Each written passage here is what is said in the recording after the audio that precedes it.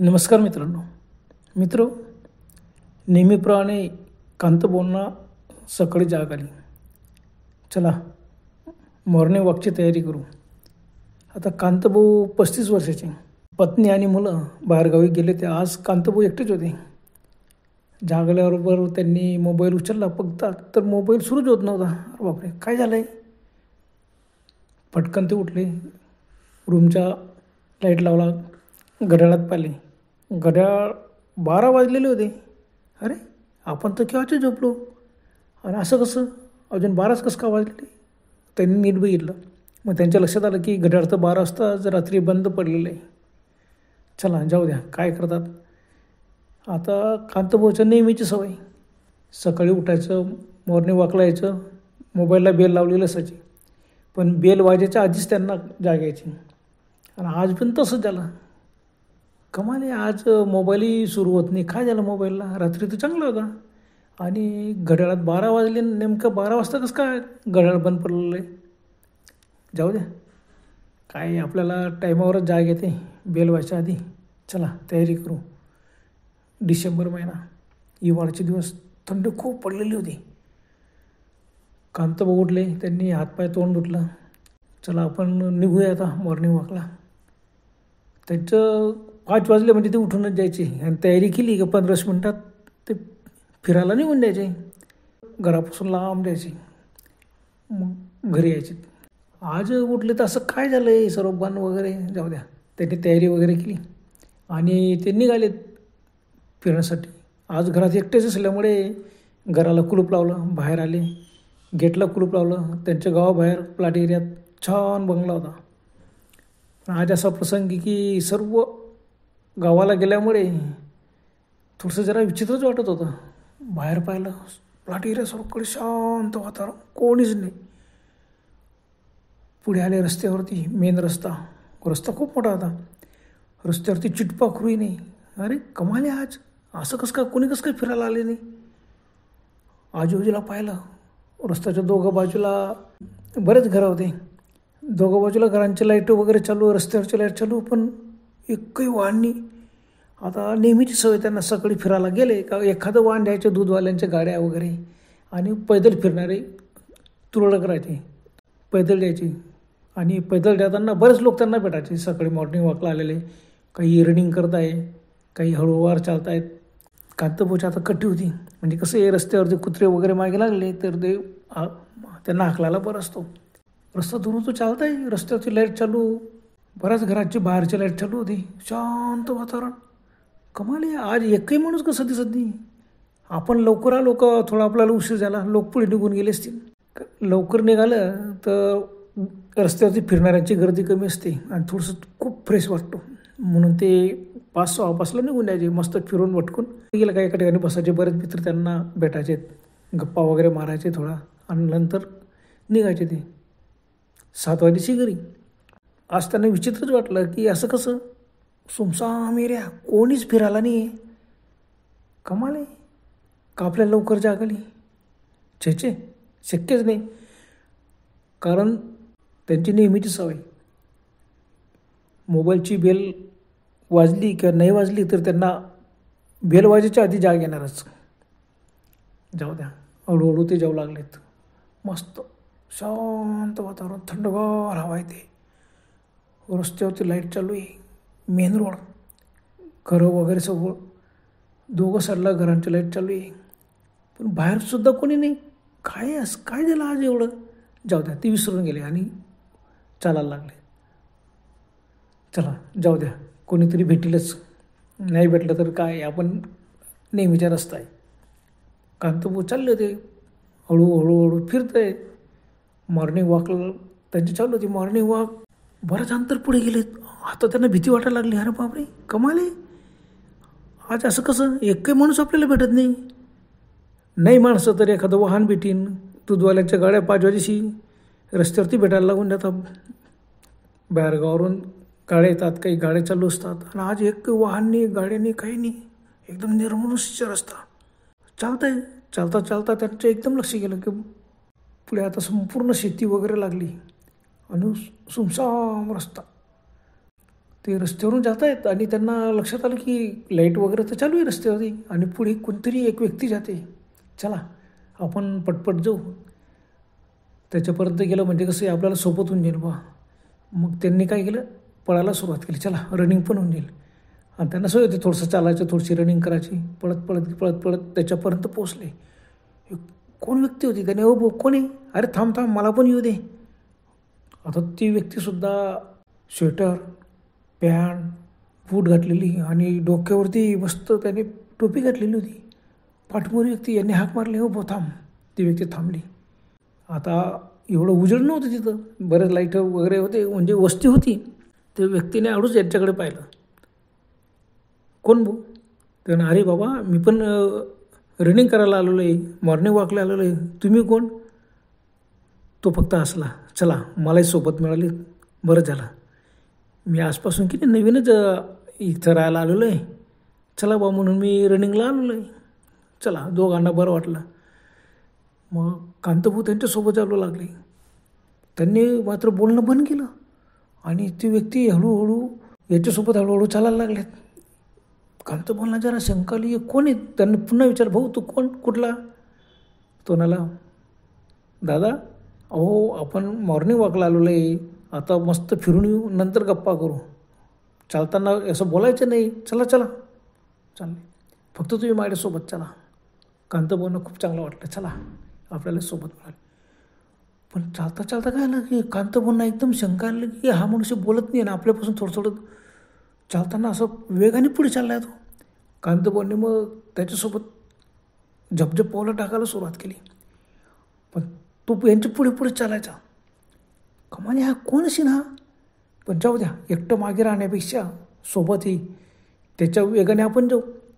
आजूबाजूला पाहिलं, शांत वातावरण, कोणीच नाही रस्त्यावर. आता संपूर्ण गाव संपलं आणि पूर्ण शेतीचा रस्ता अंधार, फक्त रस्ता चमकत होता. कांतभाऊंना काही भीती वाटली नाही, कारण असे अंधाऱ्या रस्त्यात बरंच पुढे जायचे ते आणि नंतर वापस यायचे. तोपर्यंत उजेड पडून गेलेलं असायचं. 6:15 6:30 ऊन द्यायचे. अर्धा पाऊण तास चालायचं सवय होती त्यांना. चालले कांतभाऊ आणि तो वेगाने पुढे जातोय. कांतभाऊच्या आजूबाजूला पाहिलं, अरे अजून उजेड कसं पडत नाही, आपल्याला तर बराच वेळ झालेला आहे. आणि अचानक तो मनुष्य पळायला लागला. रनिंग, तो ना हो रनिंग करा रनिंग. मग कांतभाऊ पण त्याच्याबरोबर पळायला लागले, पण त्याचा वेग जास्त होता. कांतभाऊ धापा टाकत होते. कांतभाऊ, अरे बाबा अरे हळू चाल ना, अरे मॉर्निंग वॉक करायची, चालतो, अरे सोबत चालतो ना, हो तसं नाही, चला चला पळा पळा. कांतभाऊ मी त्याच्या मागे पडत आहे. कांतभाऊला जरा वाटलं की अरे कोण हा अनोळखी व्यक्ती, त्याच्यासोबत आपण जातो, आज असं काय झालं? बऱ्याचदा आपण रोज फिरायला येतो, तर सर्व ओळखीचे लोक असतात, हा अनोळखी व्यक्ती कोण आहे आणि काय याच्या मागे पळायचं? कांतभाऊ तसंच तरी पडत होते त्याच्या मागे. खूप थकले, खूप धापा लागायला लागले. तो ना हो अरे थांब थांब, मी खूप थकलो आहे. मग तो थांबला. कांतभाऊ धापा टाक त्याच्यापर्यंत आले. कसं तरी धापा, अरे बाबा रे खूप थंडी पडलेली, आता थंडी तर वाजत पण नाही, इतकं बापरे घामे घुमून गेलो मी बघा, स्वेटर टोपी तरी. तो म्हणा जाओ घामे घुम व्हायला लागेल, चला चला माझ्यासोबत पुन्हा थोडंसं पळू, चला मी तुम्हाला घ्यायला आलेलो आहे. बरं झालं. कांतभाऊला एकदम आश्चर्य वाटलं, अरे तुम्ही असं कसं का म्हणता, मला काय घ्यायला आलेलो, मी नेहमी रोजची सवय मला रनिंग करायची, आणि तू कोण रे भाऊ, मला कुठं घ्यायला आला आणि कुठं नेणार तू? तो एकदम हसला आणि म्हणाला, हो चल तू माझ्यासोबत पड थोडसा. कांतभाऊने, बापरे माझ्याकडून आता पडलं जात नाही, हळूहळू चाल. तो हळूहळू चालायला लागला. कांतभाऊ त्याच्यासोबत चालला. कांतभाऊ त्याला अनेक प्रश्न विचारायचे, पण तो काही उत्तर द्यायचे नाही जास्त. तो म्हणायचे, भाऊ जास्त बोलू नका, फक्त चालत राहा, मला पण धाप लागलेली. कांतभाऊंना आश्चर्य वाटलं, आजूबाजूला पाहताय कोणीच नाही ना, आज असं काय झालं, सुमसाम एरिया, आज एकही आपल्याला इतके मित्र भेटतात. किती लोक असतात रनिंगला आलेले, कोणी पैदल चालतो, कोणी सावकाश चालतो, कोणी रनिंग करतो. सकाळचे मॉर्निंग वॉक मस्त करायचे. कांतभाऊ कधी थोड्याफार रनिंग करायचे, बाकीच्या हळूहळूच चालायचे. आणि एकदम कांतभाऊ घाबरले, कारण कांतभाऊच्या पुढे तो चालत होता आणि चालता चालता चालता त्याचा आकार वाढत होता. अरे बापरे, आपल्यापेक्षा मोठा आकाराचा कसं काय झाला? पुन्हा त्याच्या मागे तरी चालताय कांताभाऊ. आणि त्याचा आकार वाढत वाढत चांगला 7-8 फुटाच्या वर 9 फूट. बापरे, कांताभाऊ माग थोडेसे जपजप पावलं चालायला लागले की आपल्याला भास होतोय थंडीमुळे का आपण थकले, त्याच्यामुळे तसं होतोय. कांताभाऊ थोडंसं पळायला लागले, पळत पळत त्याच्या जवळ आले. आता तो झपझप चालत होता पण त्याच्या स्पीड कांताभाऊपेक्षा जास्त. तो उंच कांताभाऊ जवळ आहे तर बरेच घाबरले, कारण कांताभाऊ त्याच्या आता कमरेला सुद्धा लागत नव्हते, त्याचा आकार एवढा उंच झाला होता. बापरे, काहीतरी भयानक आहे. कांताभाऊला एकदम थरकाप सुटला. काय करायचं? कांताभाऊ एकदम थांबले. कांताभाऊ एकदम ओरडले, अरे कोण आहे तू? तो एकदम थांबला, हसला, मागे एकदम वळला. अंधारामध्ये त्याचे एकदम लाल भडक डोळे चमकले. कांताभाऊपेक्षा तो एकदम मोठा. आता कांताभाऊंची उंची 5.5 फूट होती आणि तो 7-8 फूट उंचीचा. बापरे, कोण्या संबंध? अरे बापरे, कोण्या भूत? कांताभाऊ एकदम ओरडले, भूत भूत. एकदम वळले, पळायला लागले. पण काय, तो कांताभाऊच्या मागे आला. त्याने पटकन लांब हात केला आणि कांताभाऊची मानगुटच पकडली, जोरात कांताभाऊला खेचलं. कांताभाऊने जो कसं तरी सुटका केली आणि कांताभाऊ पळत सुटले घराच्या दिशेने. त्यांना वाटलं, बापरे, आपण भूताच्या तावडीत सापडलेलं आहे. मग काय, कांताभाऊ अगोदरच थकून गेलेले होते, त्यांना पळता पण येत नव्हतं, नुसतं धाप लागत होते, मोठमोठे ओरडू लागले, वाचवा वाचवा वाचवा. त्यांना कोणतरी सकाळी मॉर्निंग वॉकला ते लोक आपल्याला वाचवतील, पण कोणीच नव्हतं. पूर्ण थकलेले, पायात गोळे आलेले होते, पळताय. आणि एकदम त्यांना जाणवलं की मागे तर कोणीच नाही. पण आता थांबायचे नाही, पळत आता घरी पळायचं. काय झालं, कसं काय झालं? हा भूत आहे आणि आपण याच्या तावडीत कसं सापडलं? हा कोणी नेहमीप्रमाणे फिरणारा मॉर्निंग वॉक करणारा कोणी नाही, आहे तो भूतच. कांताभाऊ पळाला, पडता पडता एकदम दबचकले. आता गाव लागलं, लाईट वगैरे होते. 50-60 फुटावरती त्यांच्या समोर तोच व्यक्ती, काळक भिन्न आकार, भेसूर चेहरा, लाईटामध्ये चमकला, दात विस्कटले, लाल भडक जीभ बाहेर काढली. बापरे, पळायचं कुठं आता? कांताभाऊला एकदम थरकाप सुटला. समोर तो यांच्याकडे बघतोय, म्हणाला, पोरा, किती पळशील तू? तुझी आता सुटका नाही, मी तुला सोडणार नाही. बापरे, कांताभाऊ एकदम थरथर कापत उभं राहिलं. मागे उडून पाहिलं, अंधारगुळ रस्ता फक्त चमकत होता. आता गावाच्या विरुद्ध दिशेने कसं पळायचं? पुढे गेलं तरी तो, समोर बी तोच. कांताभाऊला काही सुचतच नव्हतं. काय करा, मोठमोठा ओरडला, वाचवा वाचवा. त्यांच्या तोंडातून आता आवाज सुद्धा निघत नव्हता. खूप मोठमोठ्याने ओरडण्याचा प्रयत्न केला, पण आवाज घोघरावून गेला. म्हणून कांताभाऊ त्याच्या बाजूने पळाले. पण त्यांनी त्यांना पकडण्याचा प्रयत्न केला, पण कांताभाऊ सापडले नाही. जीव घेऊन पळत सुटले. बास, रनिंगचे सवय होते, थकलेले होते, पण त्यांना आता ते समजून चुकले की आता आपण वाचू शकत नाही. काय झालं आहे असं? कोण आहे हा? बस आता ते गावाच्या दिशेने पळाले. गाव लागलेलं आहे, रस्ता आहे, सुमसाम रस्ता, घरांच्या बाहेरच्या लाईट चालू आहे, रस्त्यावरच्या लाईट चालू आहे. रस्त्यावर मात्र कुठं चिटपाखरू पण नाही, एक कुत्रंसुद्धा नाही. थंडीमुळे एक कुत्रंसुद्धा त्यांना दिसत नव्हता. जीव घेऊन ते पडताय. त्यांना असं वाटायचं की आपण पडतोय का जागेवरच्या जागेवर रनिंग करतोय, रस्ता कसा संपत नाही. आणि ते व्यक्ती गायब होऊन गेला.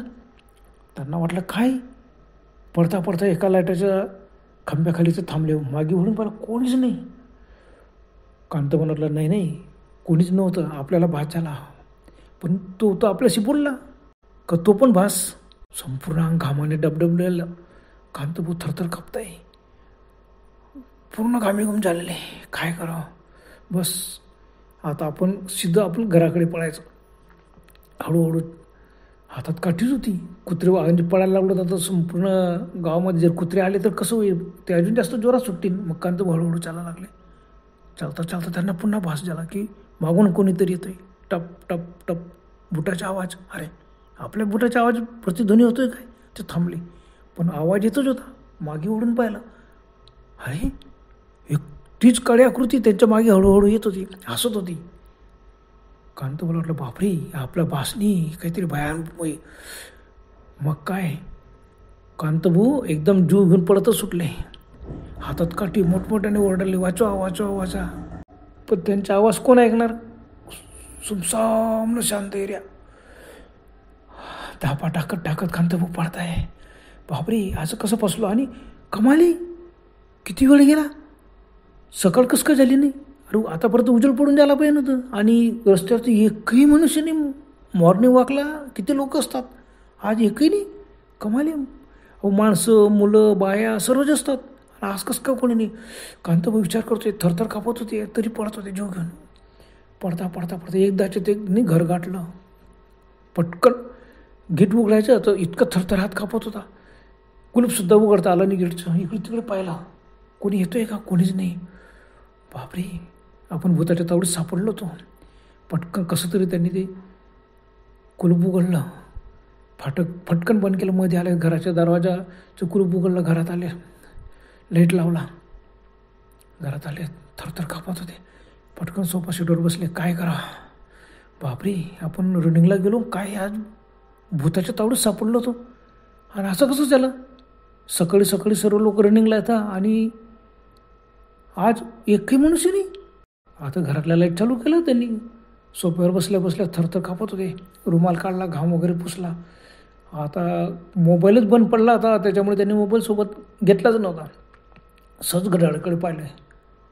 रात्रीचे 1:30 वाजलं होतं. हां, 12 वाजता घड्याळ बंद होतं. आपण तर अगदी जोडून पाहिलं, घड्याळ बंद पडलेलं होतं. आणि आता 1:30 कसं का वाजला.